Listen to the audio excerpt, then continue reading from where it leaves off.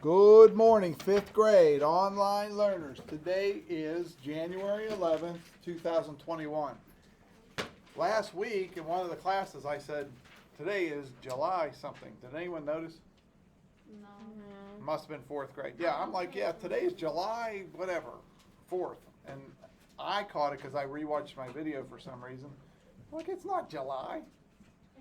I think I did that for fourth grade. And then third grade I said, it was December when it was January. No, I said it was, I said it was December. Meanwhile, it's January. For sure, today is January 11th, 2021. And we are changing topics, guys. We were learning about recycling, and I love that subject, guys. But we're moving to a new unit about motion.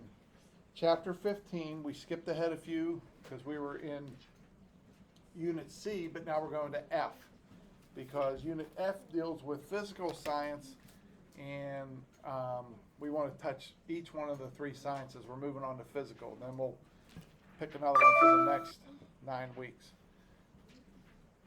Question? What about E? E. We might go back to E. We go like this: A, C, F. I think we could have went to E, but it was like E or F. And I looked at what I did last year, and I did F next. Once we do A, C, and either E or F, then we can go back and do some of the ones we skipped, like B, D, or E. So we're not going to get all 6 of them in. There's just not enough time.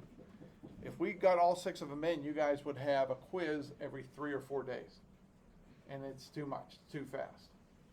Okay, so change in motion. There's no website summary today. Today, if you are at home, all you're doing is listening, or if you have a book, you can read your book. Page F, as in Frank, 6. A force applied to an object can change the object's motion. When something moves, it is in motion. Motion is a change in an object's position. A motionless object is at rest or stationary. So if I'm standing like this, guys, I am motionless. But as soon as I put some effort into it, I start moving, and we call that motion. And that all sounds pretty obvious to you. But it gets really scientific when you start applying different rules to it that we've studied over the years. Motion is described relative to a frame of reference. In other words, to describe an object as moving or stationary, you have to compare it to another object. And they show a picture there of people standing waiting for a bus. And in that picture, it says, consider people standing on the street watching a bus drive past. Their frame of reference includes other objects such as trees and houses. Relative to these objects, the people on the street are stationary and the people on the bus are moving. To the passengers, their frame of reference is the bus and everything inside it. Relative to the bus, the people on the bus are not moving unless they get up and walk around. Just doing a little time check. Okay, the clock is still ticking there, which is good, which means we're recording. So the people standing there watching the bus, they're saying, hey, those people are moving on the bus. But the people on the bus are sitting still, and they're like, no, we're sitting still. So it depends on where you're at, if you're on the sidewalk or in the bus, as far as how motion applies to you. A lot of vocabulary this week, guys. Acceleration, force, friction, gravity, inertia, motion, Newton, which was the scientist that studied all this stuff, speed, and velocity. And Newton started to study this based on an apple falling from a tree. And they used to say that that apple hit him in the head, but I think one of the websites we looked at last week and one of the other grade levels said he just saw it fall from the tree.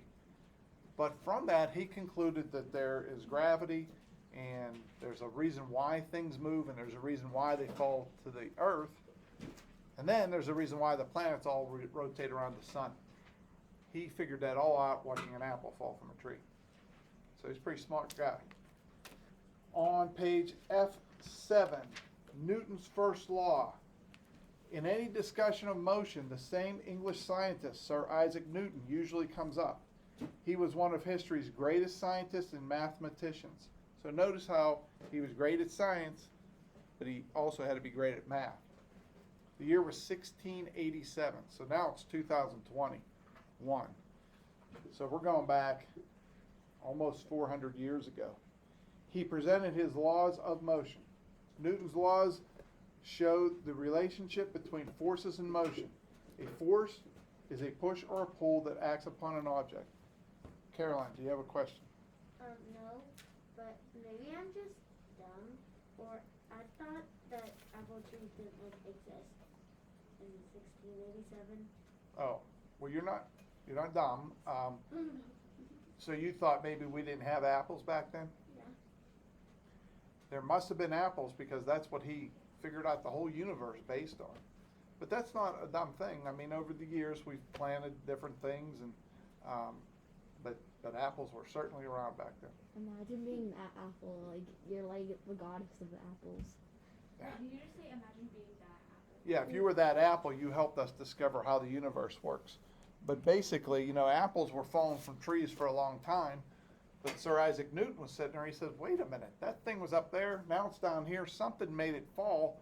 What's pulling it towards the earth? And based on that, he figures out how the planets rotate around the sun. So he was a pretty smart guy. So he came up with 3 laws, but Newton's first law says, the law of motion explains what happens to objects that are at rest or are moving. The law states that an object at rest will remain at rest unless a force acts on it. For example, this page is at rest. It will remain at rest until it is acted upon by an external force, such as your hand. See, this page is at rest. Now it's in motion. Seems pretty simple, right? Newton's first law also states that an object in motion will continue to move at a constant speed in the same direction if no forces act upon it. So if I got a ball and I rolled it and there was no forces acting upon it, it would just keep rolling. But there's friction with that ball touching the ground, so the friction is going to slow that ball down and eventually it'll stop rolling. Now if you're in outer space, guys, there's nothing to stop it. There's no gravity if you're not around the planets. So if I roll a ball, it's just going to keep rolling until it gets close, or just kind of floating in space until it gets close enough to something that acts upon it, like a gravitational pull of the moon or the earth or something. But in wide open outer space, there's nothing acting upon it. It'll just kind of float around out there. Yes? Okay, this is kind of a dumb question. But why can't squares just like roll? What's that? Why can't like squares roll or something like boxes, you know? Why doesn't a box roll Yeah. like a round ball? Well, I think just because a round ball is smooth, where a box is just going to have to, like, you're going to need, a box will roll, or a cube, it will roll, but you're going to have to put a lot of motion on it. And its square edges are going to slow it down quicker than if it was round. So you could roll a square, it's just not going to roll very far. This is very dumb. It's not a dumb question. Believe me, these are the questions that Sir Isaac Newton was asking.